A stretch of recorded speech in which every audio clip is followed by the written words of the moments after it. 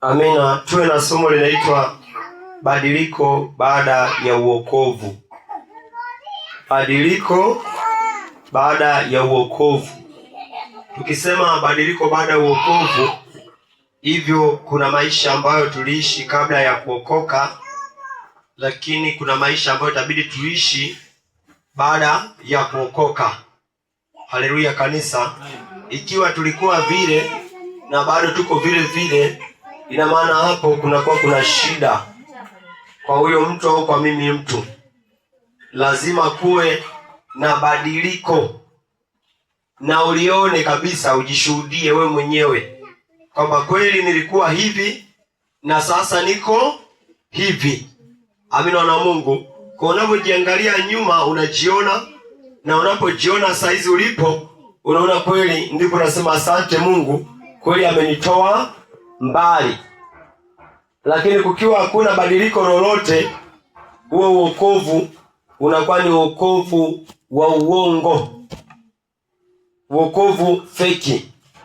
Hebu tuangalie kisa kimoja hapa, tujifunze kwa Musa, kisha tutakuwa tunajilinganisha na sisi, maana yote aliyoandikwa yameandikwa ili kutufundisha sisi. Amina na Mungu. Somo ni badiliko baada ya uokovu. Matendo ya Mitume sura ya 7 ule mstari wa 22. Niombe unaandika. Soma kwanza, tutakuwa naandika. Majeri, fungua Biblia. Mnakuwa mnategea hata kusoma Biblia. Matendo ya Mitume 7 ule mstari wa 22. Tukasikiliza hapo neno linasemaje.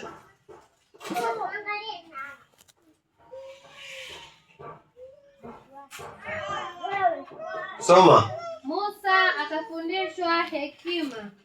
Musa akafundishwa hekima yote ya Wamisri, akiwa hodari wa maneno na matendo. Akiwa hodari wa maneno na matendo. Aliona Mungu. Hapa tunaanza kumuona nani? Musa. Musa akifundishwa nini? Hekima ya Wamisri. Aliona Mungu akifundishwa namna Wamisri walivyokuwa wakiishi. Alikuwa katika nyumba ya nani? Ya mfarume nani? Farao. Haleluya. Sasa maandiko yanasema huyu Musa alifundishwa kama jamii ilivyokuwa Wamisri. Haleluya. Alafu akawa hodari. Akawa nini? Hodari wa maneno. Tunaelewa watu walio hodari wa maneno kwamba akisimama hapa akianza kuongea hakuna atakayemshinda. Haleluya.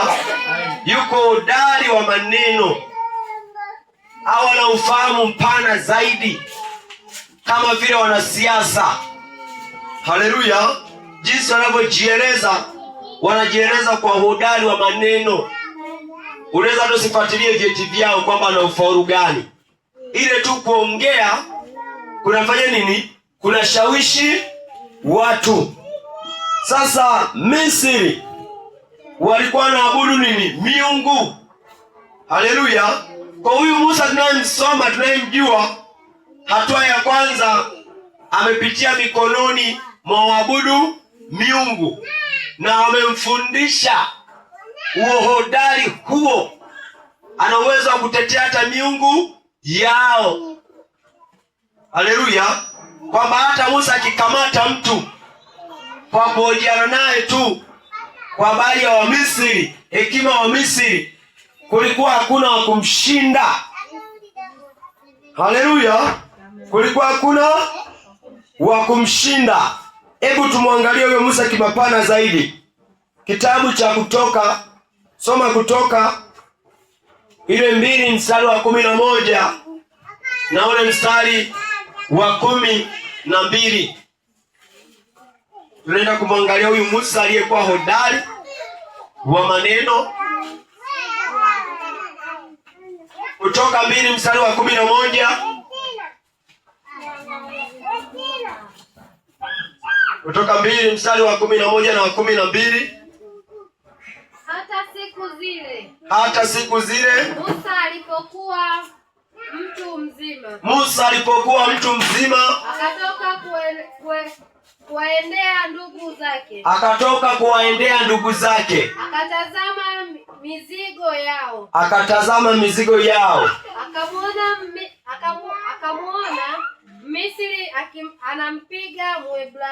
Akamuona Misri anampiga Mwebrania.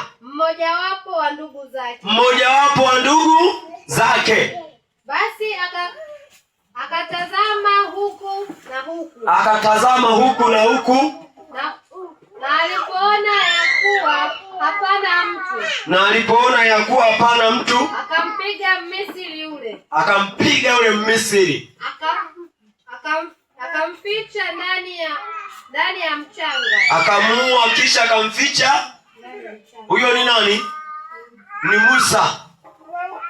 Musa ni hodari, ana nguvu, ni mtu wa vita. Haleluya. Anawatembelea sasa ndugu zake baada ya kuwa mtu mzima. Ina maana Musa tayari alijua kwamba yeye sio Misri.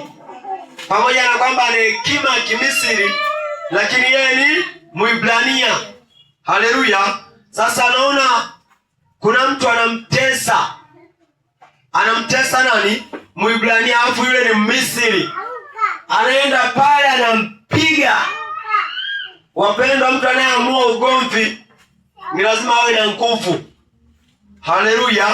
Ya kuamua na kumweza yule ambaye unamwamua. Tunaona Musa anamweza, anampiga hata kumuua. Alafu anaangalia huku na huku, anaona hakuna anayemuona, anamficha katika mchanga. Jitu la namna hivyo ni mtu wa namna gani? Ni muuaji, ni mtu jasiri, tena ni mtu asiyekuwa na nini? Na hofu. Haleluya. Lakini wewe ukimpiga mtu hapa akifa, si unaanza mbio kwanza, unaanza kutetemeka. Lakini Musa anakuwa mfano wa jeshi, mtu hodari. Kwa anapozungumzia ni mtu hodari, ni mtu ambaye ni mwenye nguvu, ana ujasiri, tena ni nani? Ni muuaji. Haleluya. Kwa hiyo tunaendelea kumuona huyo Musa kwamba alikuwa ni hodari. Ni Musa huyo, ana uwezo wa kupiga mtu akaua, ana uwezo wa kuamua kesi hata kwa nguvu. Pengine akaamua kwa midomo, akaona haitoshi, anatumia nini? Anatumia na nguvu pia. Lakini ukiendelea kusoma kitabu cha Waebrania bado kinamzungumzia huyo Musa, kinatupa safari ya Musa. Waebrania 11:24 mpaka 27. Tuwe makini, nisikilize kwa makini sana. Waebrania 14, Waebrania 11 ule mstari wa 24 na mpaka wa 27. Unasomeka hivi. Anasema, kwa imani Musa alipokuwa mtu mzima akakataa kuitwa mwana wa binti Farao. Akaona ni afadhali kupata mateso pamoja na watu wa Mungu kuliko kujifurahisha katika dhambi kwa kitambo, akihesabu ya kuwa kushtumiwa kwake Kristo ni utajiri mkuu kuliko hazina za Misri, kwa kuwa aliyatazamia hayo malipo. Kwa imani akatoka Misri, asiogope ghadhabu ya mfalume, maana alistahimili kama amuonaye yeye asiyoonekana. Haleluya. Hili jitu hodari tunaloona lina uwezo wa kuamua watu, likaua, likafukia kwa mchanga, asimuone mtu yoyote, alafu akawa sawa, anafika hata kwao hata atetemeki. Haleluya, kwamba kule nimefanya nini, nimeua mtu. Anaendelea anakula chakula vizuri, hata aseme atanijia ndotoni, anakuwa ni fiti kabisa kama hakuna kilichotendeka. Lakini maandiko yanasemaje? Yanasema alipokuwa mtu mzima, kwa imani akakataa kuwa Misri. Haleluya, akakataa kuwa mwana wa nani? Wa binti Farao. Haleluya, akaona ni heri akaendelee kuishi kwa mateso kuliko kujifurahisha tu katika raha ambayo ni ya kitambo. Maana yeye tayari alihesabika kuwa ni nyumba ya Farao. Ina maana tayari alikuwa na utajiri, alikuwa na makazi, alikuwa na sehemu ya ulisi katika chini ya mkono nani? Wa Farao. Lakini kwa imani anaanza kukataa. Haleluya. Sasa anapokataa, anaondoka, anakimbia bila kuangalia ghadhabu ya nani? Ya Farao. Anapoondoka Misri, ndipo anaenda kukutana na uokovu. Haleluya. Haina maana kwamba Musa tokea kuzaliwa alikuwa yeye ni mtu wa Mungu, alikuwa ameokoka. Maandiko yanatuonesha aliua. Haleluya.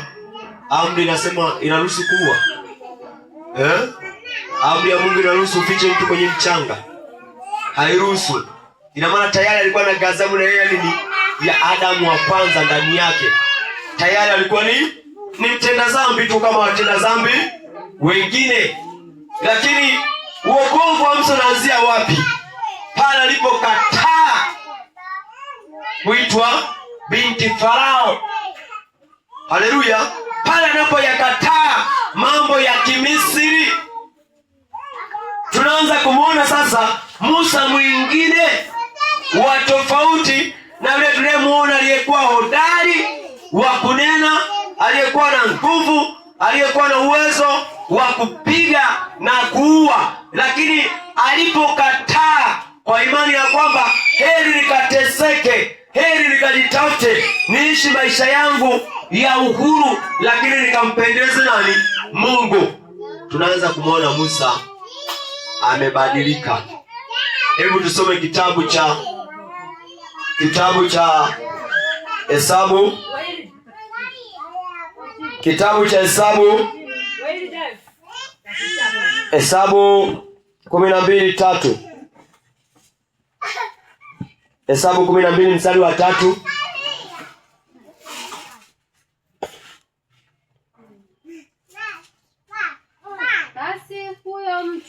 Basi huyo mtu huyo Musa alikuwa mpole sana zaidi ya wanadamu wote. Alikuwa mpole sana zaidi ya wanadamu wote waliokuwa juu ya uso wa nchi. Waliokuwa juu ya uso wa nchi. Anayezungumziwa hapo ni nani? Ni nani? Amekuwaje? Amekuwa mpole zaidi ya nini? Ya watu walio katika uso wa nchi. Na maana dunia nzima, kwamba hakuna mtu aliyekuwa mpole kama Musa. Lakini kule tumemwona Musa ni wa namna gani? Ni hodari wa maneno na matendo. Haleluya. Aliyejifunza hekima ya nini? Ya Kimisri. Baada ya kuikataa hekima ya Kimisri, tunaona Mungu anamnyenyekeza, anambadilisha Musa, anakuwa ni Musa wa tofauti. Hawi tena yule mwenye hodari wa maneno wa kupiga na kuua, bali anakuwa ni mnyenyekevu. Hivi wapole tunawajua. Ukimwona mpole unaweza kuona kama mjinga vile. Haleluya. Sasa ashumu dunia nzima ndio amewazidi upole watu wote. Alikuwa ni mtu wa namna gani? Unaona? Kwa wapendwa, tunajifunza nini hapa? Kwamba Musa ameelezewa katika sura nyingine akiwa katika hali ya nini? Ya Misri. Tunaona tena anaelezewa katika sura nyingine akikataa maisha ya Misri, akimpokea Yesu Kristo. Sasa vivyo vivyo na sisi ndivyo inakuwa hivyo, ya kwamba kabla tujamwamini Kristo tulikuwa tuna tabia fulani ambazo ni hodari. Haleluya! Ulikuwa huoni hata haya kuzini, nilikuwa sioni haya kufanya hivyo, lakini baada ya kumwamini Kristo kwa imani, itabidi nitoke kule ili Kristo anipe yapasayo kutenda. Haleluya! Kwa Kristo ndio anayembadilisha mtu. Baada ya kuwa mpagani, anapokuwa ameokoka, linakuwepo badiliko kuanzia ndani hata kutenda. Kwa tulikuwa ni wakali, tulikuwa ni hodari, tulikuwa ni waongo, tulikuwa ni wasengenyaji, lakini baada ya kumpokea Kristo anatunyenyekeza, tunakuwa ni wapole kuliko magongorosi nzima. Hii lazima ikuingie na mimi niingie. Kama anasema nimeokoka, lakini ile tabia uliyotoka nayo kule kuzaliwa na wazazi wako bado unayo. Ina maana wewe bado hujatoka Misri. Haleluya! Bado upo Misri. Na mpango wa Mungu kumwokoa mtu, anataka amtoe Misri kimatendo, hata kimawazo. Tunaona wale walipokuwa wamefika katikati ya jangwa, walipoanza kuwaza mambo ya Misri, Mungu alichukizwa nao. Biblia iseme walianza kurudi Misri. Walipotuwaza wakasema, kule tulikuwa tunakula na nini? Tunakula na matikiti, tunakula na nyama, tunakula sijui na matango. Mungu anafanya nini? Anachukia. Mpango wa Mungu anataka kutoe katika Misri, hata usirejelee kuwaza tena. Haleluya! Uwe katika badiliko. Kwa huyu Musa awi tena mbishi, awi tena hodari kama tulivyomzoelea, bali anakuwa ni mpole tena ni mnyenyekevu wa moyo.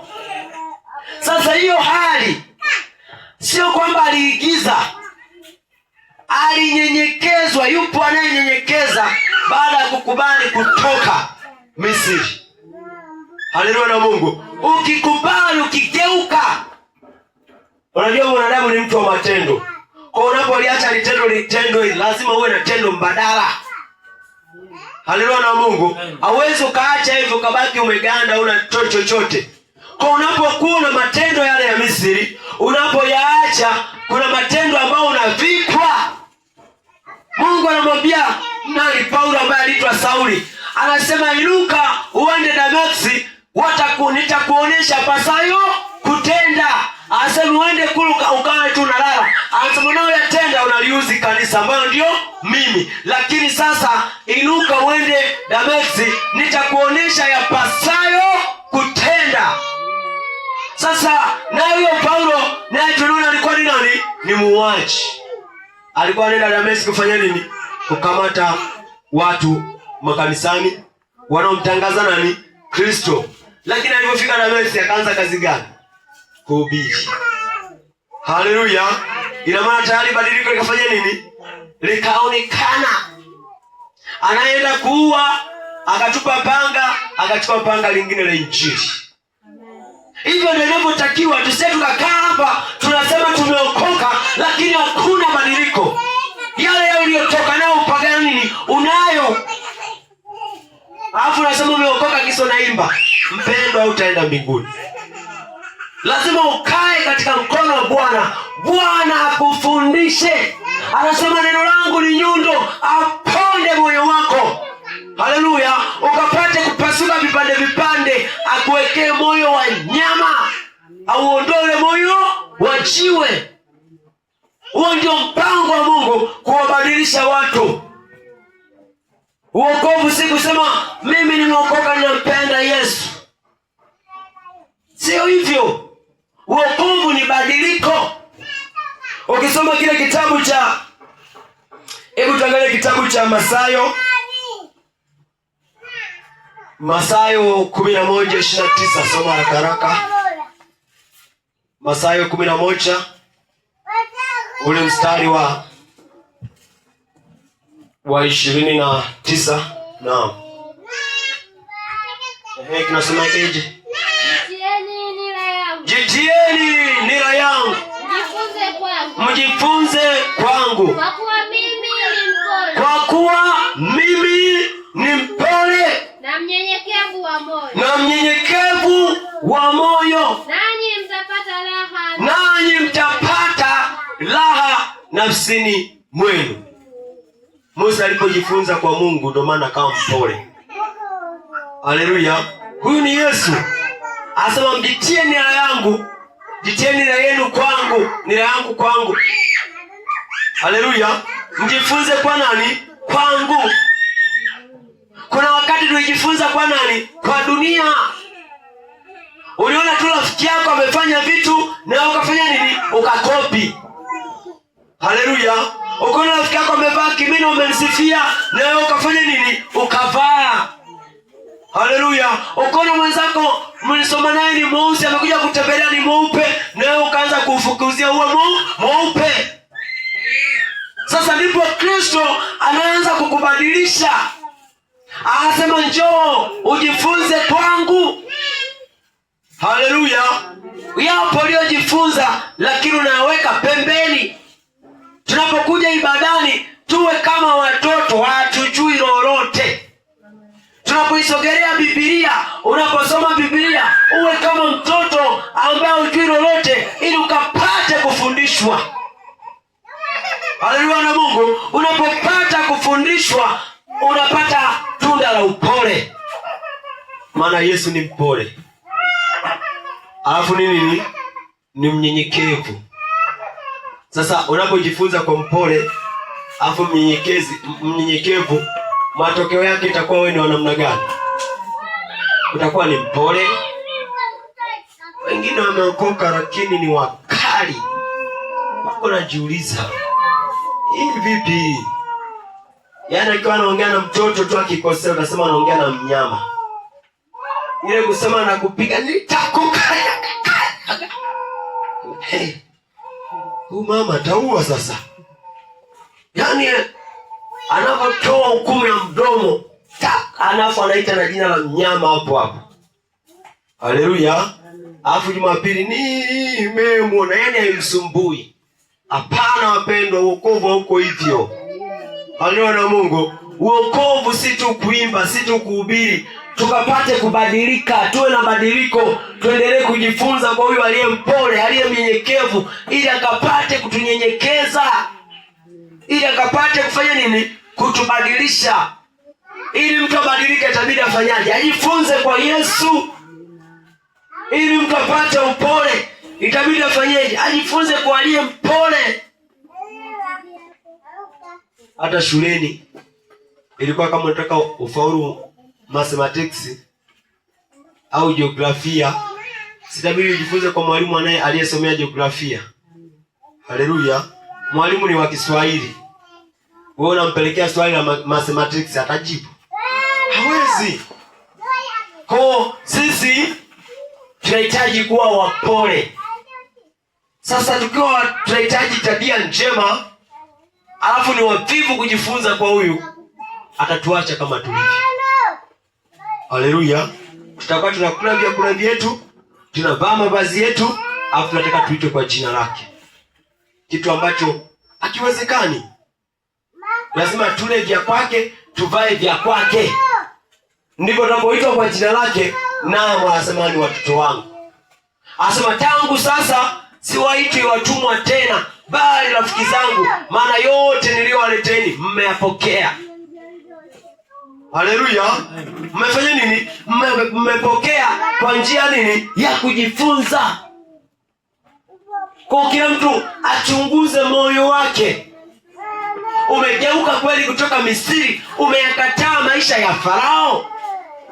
Umeona ni heri nikaishi hata kwa kuteseka, lakini kuliko nikajifurahisha kwa kitambo, lakini kwa habari ya uzinzi.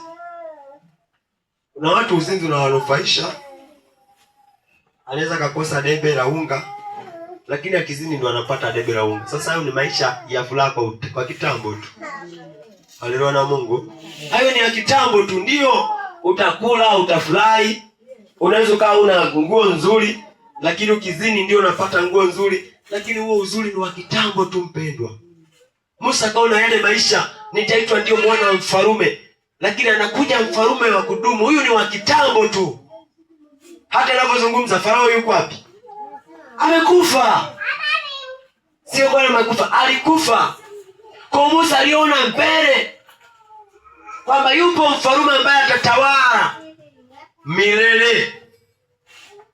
Haleluya. Lakini huyu hapana.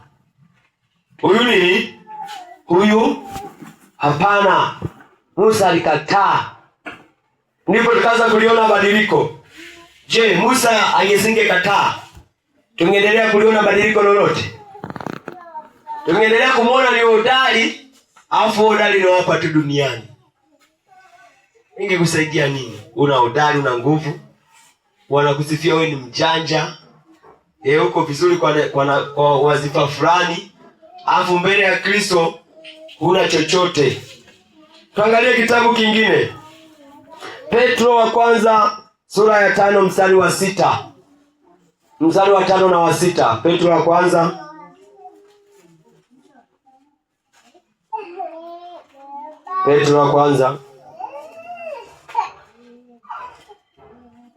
kwanza sura ya 5 mstari wa 5. Naamini kuna namna Mungu anakuzungumzia na unapata ufahamu. Lengo la kukusanyika tupate kufahamu. Haleluya. Soma kitabu hicho. Vivyo ninyi vijana watini wazee. Naam.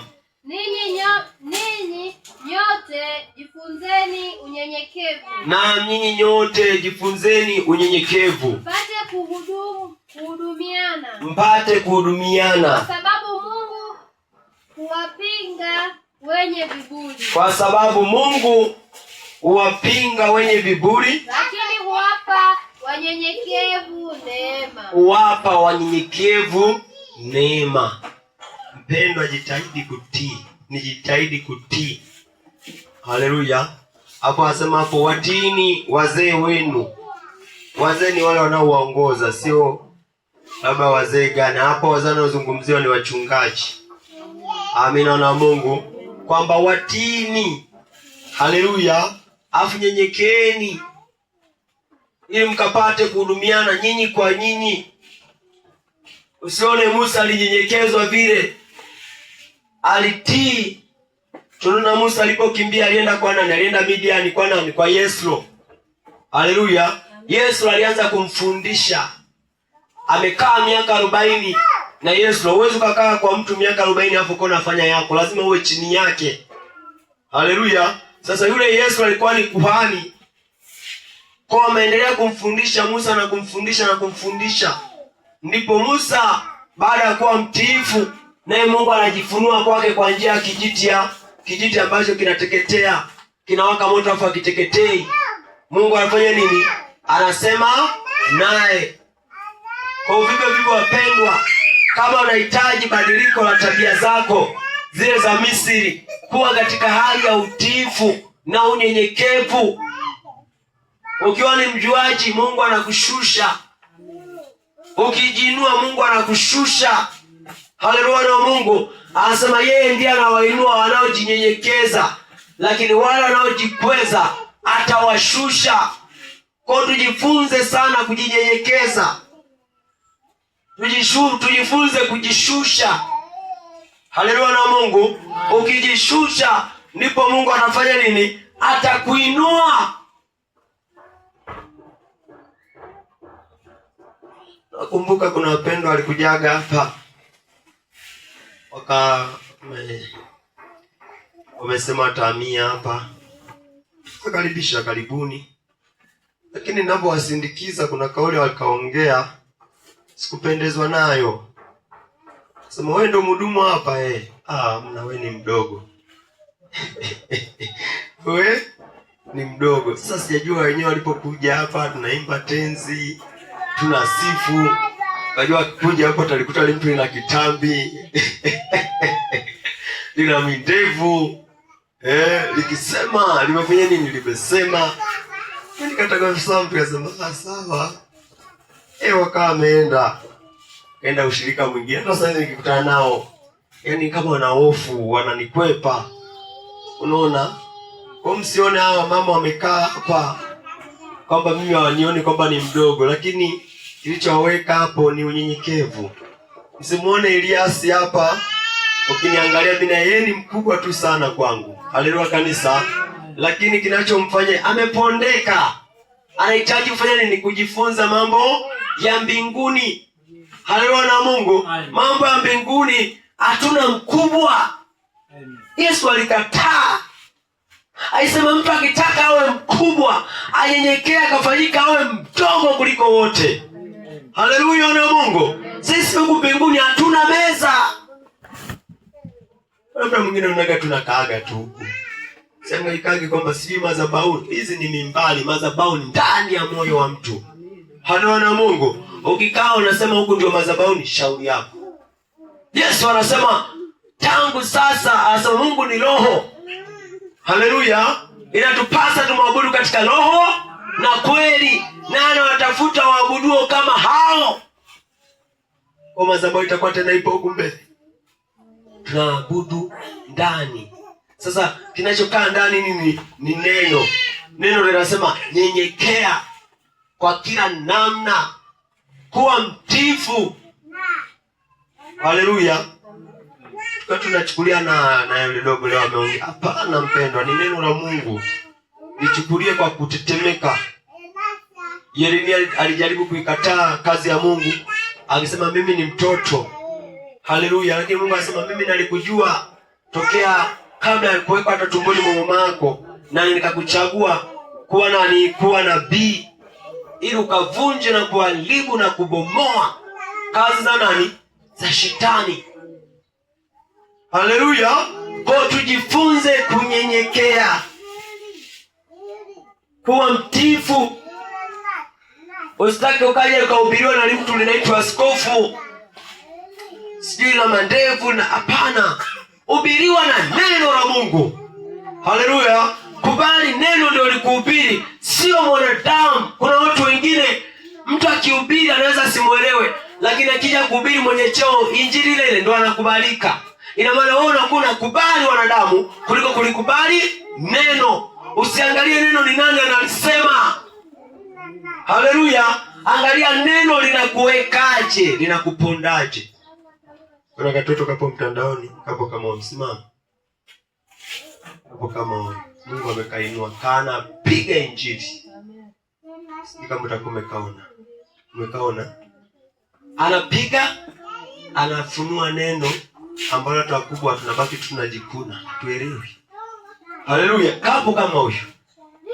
Ukimwangalia yule uendi mbinguni. Ukiangalia anachokisema unaenda mbinguni. Wa baba na madevu yao wanapiga magoti, kanaongoza.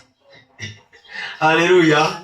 Mungu anasema watu wakichukua hekima ya kidunia, yeye mbele zake hekima ya kidunia nini? Ni upuzi. Anavinua vilivyo visaifu, vinyonge, ili kwenda kuaibisha vyenye hekima. Haleluya. Haleluya. Vikashindwa kunyenyekea. Ile siku wakasimama naye kwenye hukumu. Atawauliza, je, haukusikia? Nilisikia, lakini kalikokuwa kanasema katoto tu. Habari. Haleluya na Mungu. Tujitahidi kuwa wanyenyekevu. Kanisa ni unyenyekevu. Ili Mungu akubadilishe lazima akupime. Uokovu hauji kwa upendeleo, au matendo haji kwa upendeleo. Lazima uchunguzwe, imani ipimwe. Haleluya. Kiburi chote kiyeyushwe. Kwa neno utunyenyekeza. Kilichomnyenyekeza Musa ni neno. Asema Musa alipoona kijiti kinafanya nini? Kinawaka moto afa kiteketei. Akajisemea kwamba sasa nigeuke niyaone maono haya. Biblia inasema alipogeuka tu ndipo Mungu akasema naye. Ungekuwa na uwezo angepuuza, angeendelea kutembea, Mungu angesingesema naye. Lakini alipogeuka ndipo Mungu afanye nini? Akasema naye. Kwa unapopondwa na unageuka, unapolipokea neno la Mungu linakuja kama moto linachoma, unalikubali, ndipo Mungu anasema na wewe. Kuna wengine hapo wahubiri ana tabia hii na hii, anakataa, anasema duniani sote ni wadhaifu. Ina maana huyo hataki kubadilika. Atumia kigezo cha kusema hakuna mkamilifu duniani. Neno ndio linakukamilisha. Haleluya na Mungu linakutoa. Tunaona hapa Musa, nani aliyemkamilisha? Farao alimwacha, ndugu zake wote aliwaacha, akakimbia yeye kama yeye. Upole aliutoa wapi kama si Mungu? Haleluya. Uimbaji unavyoimba hapa tunautoa wapi? Mimi nakumbuka ninavyoamini hata kuimba tenzi nilikuwa naona ni mzigo. Nilikuwa naogopa. Sasa unatunije? Haleluya. Lakini unapoendelea kunyenyekea mbele za Bwana, unaanza kupata nini? Namna uimbaji, huku ndo kusifu, huku ndo kuabudu. Lakini tulipokuwa tunaletwa, hata ungesema abudu, ungefanya nini? Hujui, ungepiga magoti kama ungejua ndo kuabudu. Lakini unaposema abudu, unajua namna kuabudu ni kumwimbia Mungu nyimbo gani. Tunaposema sifu ni matendo ya Mungu. Ulikubali kujifunza, ulikubali kukaa chini ya mkono wa Bwana, ndipo naye anaendelea kujifunua kwako. Mtu anapookoka hata kuomba anakuwa hajui. Haleluya na Mungu. Hata kuomba anakuwa hajui. Hata kutoa sadaka anakuwa anahisi kama anaibiwa. Lakini nafika wakati yeye mwenyewe kwa hiari yake anaona hapa, namshukuru ni Mungu. Kwa wapenda, tuzidi kuwa wanyenyekevu ili tukapate badiliko la baada ya uokovu. Na baada ya kuokoka tukae ni watu vitu viwili tofauti. Kwa muda mwingine nikae nijichunguze. Nilipokuwa sijaokoka nilikuwa na tabia gani? Na sasa hivi nimeokoka na tabia. Ukiona zinashabiana, ile tabia kule kwenye hujaokoka imeingia kwenye wokovu, huo wokovu hapana. Yesu anasema jicho lako likikukosa hebu ling'oe. Sasa pale nazungumzia ni toba. Haina maana tukang'oe macho kaja Jumapili ijayo maano umeng'oa jicho kubwa limnukumu mbili. Mbili asema ning'oe jicho, sasa mimi jicho linikosesha. Nauma. Nasema hapo sasa hilo kanisa ameanza kupotoka. Tunafungiwa hapa mara moja. Aliona Mungu. Pale akawa anazungumzia nini? Toba. Kwamba umekuta auzini, auibi, unaona, autukani, lakini una kiburi. King'oe. Aliona Mungu, anza kuhangaika na nini? Na hicho kiburi. Kwamba mbona kuzini? Aliyeniwezesha niache kuzini ndio aliwezesha kuacha na nini? Na kiburi. Geuka zidi ya kiburi. Kuna muda mtu ukimchunguza unakuta ameshinda kote, ila kamebaki haka. Yeye anakachukulia tu. Tunaona yule anasema, "Hii ni uone ufalme wa Mungu. Itabidi nifanyeje?" Yesu anasema sheria inasemaje? Unazisomaje? Usiue, usizini, akasema yote hayo nimeyatenda tokea nikiwa mdogo.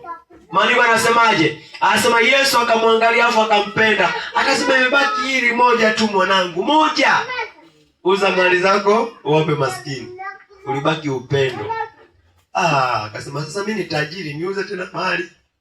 Nibaki sina mali. Lakini kumbe Yesu anampima. Haleluya. Mungu si wa mafarakano, hawezi kanyang'anya mali za mtu. Tunaona alivyompima Ayubu. Ayubu alivyostahimili kipimo cha Mungu. Mali zilirudi hazikurudi? Lazima zikarudi mara tere. Haleluya.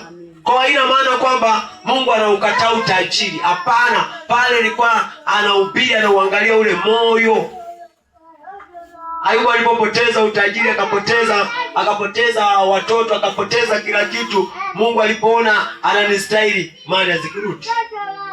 Sasa kama kumiliki mali ni dhambi, sasa Mungu kwa nini alirudisha tena? Maandiko ukisoma Ayubu mwishoni, sura za mwisho tunaona tena Ayubu anarudi katika nguvu zaidi ya mwanzo. Haleluya. Kwa wapendwa, usije ukavumiliana na kiburi. Wanakuambia unadharau, unasema niliacha uzinzi, dharau tu hii nitavumiliana nayo. Hapana. Kama mguu mmoja unakukosa, hebu ung'oe.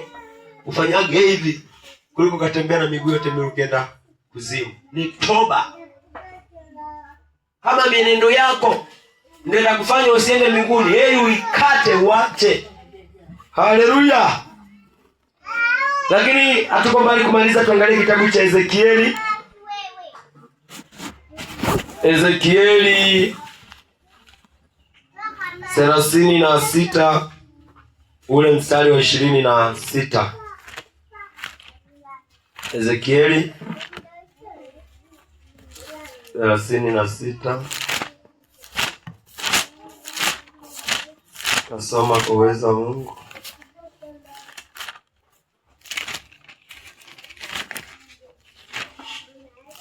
Ezekieli 36 ule mstari wa 26. Neno linasomeka hivi. Anasema, nami nitawapa ninyi moyo mpya, nami nitatia roho mpya ndani yenu, nami nitatoa moyo wa jiwe uliomo ndani ya miili yenu, nami nitawapa moyo wa nyama. Haleluya. Hiyo kazi naye anaitekeleza ni Mungu. Kwa wapendwa, Yesu anaposema njooni kwangu msumbukao na mizigo, anataka huu nabii utimie. Haleluya.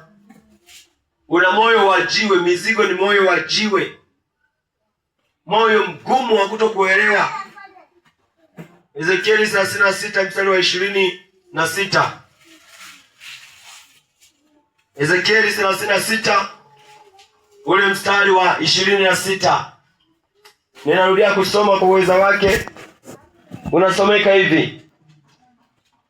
Nami nitawapa mioyo, nami nitawapa ninyi moyo mpya, nami nitatia roho mpya ndani yenu, nami nitatoa moyo wa jiwe uliomo ndani ya miili yenu, nami nitawapa moyo wa nyama. Kumbe ndani yetu, ndani ya miili yetu kuna mioyo ya jiwe ambayo ni migumu. Haleluya. Ni migumu kuelewa, yani haielewi. Unasema hili narudia hivyo hivyo. Wewe mwenyewe chunguza, wazazi wako walikukataza nini na ukafanya hivyo hivyo. Haleluya. Walikukataza, wakakuhimiza, wakakushonea na vazi na sikukuu, lakini hiyo sikukuu ndio kalishiriki hilo. Haleluya. Ni kwa sababu ya nini? Si kwa sababu na kiburi. Ulikuwa na moyo wa jiwe ambao hautaondolewa kwa maneno mazuri ya wazazi, ambao huo moyo hautaondolewa kwa zawadi. Haleluya na Mungu, mpaka yeye mwenyewe aingilie kati au ponde. Haleluya. Au toe moyo wa jiwe, achilie moyo wa nini? Moyo wa nyama. Kwa Mungu ndiye ana nafasi ya kutoa moyo wa jiwe ndani ya mtu, akaachilia moyo wa nyama. Sasa ili tukapate kupata moyo wa nyama ni namna gani? Itabidi tuwe watiifu, tujifunze kwake, tukubali kutembea naye, ndipo atatuondolea ile mioyo ya nini? Ya jiwe. Tukiendelea kupiga chenga hataweza. Kwa Yesu anapotuita njooni mjifunze kwangu, kwa kuwa mimi ni mpole na mnyenyekevu, yeye ndo ataachilia mioyo ya unyenyekevu ndani yetu. Unaona, ndipo badiliko litakuwepo. Lile badiliko ni lipi? Ni kwamba tulikuwa na mioyo ya jiwe, sasa tumekuwa na mioyo ya nyama. Tunahudumiana sisi kwa sisi, tunanyekeana sisi kwa sisi. Lakini kanisa likiwa na mioyo ya jiwe, humo kutakuwa tu kuna marumbano, kuna kujiona wewe ndio mkubwa kuliko wengine, utajiona wewe ndio unajua una sauti nzuri kuliko wenzio. Bado moyo ule wa jiwe umefanya nini? Umepata nafasi. Lakini moyo wa nyama utampenda mwenzie kama jirani yake. Haleluya. Utajaliana, itahurumiana, itafadhiliana, itaonana. Huo ndio moyo wa nyama. Lakini moyo wa jiwe hauna nafasi ndani ya kanisa. Si kama tunaelewana wapendwa? Moyo wa jiwe hauna nafasi katika kanisa. kama tunataka kwenda mbinguni, lazima tukaone badiliko. Lazima tukae kama Musa. Tunaona badiliko la Musa ni kubwa, na anayembadilisha ni Mungu. Kumbe kulikuwa kunaandikwa hapa, unabii ulikuwepo ya kwamba Mungu ndo anayeondoa moyo wa nini? Wa nyama, wa jiwe. Sasa kanuni ya kutoa moyo wa jiwe, lazima tukae watiifu, tumfuate, tumsogelee, tuwe na kiu cha kujifunza kila kuitwapo leo. Mungu ndipo anaona kweli mwanangu anahitaji kubadilika. Anatoa ule moyo wa jiwe, anaachilia moyo wa nini? Wa nyama. Ukiwa na moyo wa jiwe, hata kumsifu, kutumika ibada, yaani utakuwa unatumika kwa majuto. Haleluya. Unatumika kwa majuto.